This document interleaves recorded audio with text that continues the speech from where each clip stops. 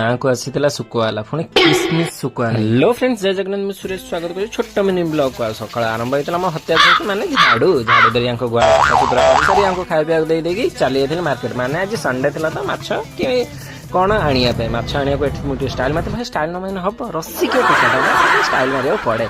तापर एठी माने पोहला माछ नहीं आसल भाई। पोहला माछ 200 टका कहते 180 नहीं 250 टका आज नेले। गाँव को आसला सुकावाला आनी माने किसमिस सुका शिला सुका आउ इलिश गरम भाई इला माने इलाटा गोटे लुण रहे आलू पकई रांधे तो भल लगे माने रायता लगा कले। खरा खाया पोहला माछ राई एठी बड़ी चटनी केते कौन थिला। एटा होची स्पेशली शिला सुका रायता। तापर संध्या बेलको एमानु खाई सारी माने टिके रेस्ट कर उठी आइतल संध्या संध्या बुलाबुली सहित माने फास्ट फूड माने गुपचुप कतुरी चिकन पकोड़ा खिया आइतला। तापर हां आउरी गोटा था वीडियो टी केमी लागला निश्चय कमेंट करबे। हम चैनल को सब्सक्राइब कर दे। हम चैनल नाम है @सुरेश महांती। आ एठी संध्या बेल टिके दाढ़ी टे साइज कर दे। दाटा साइज न करने भाई जय जगन्नाथ।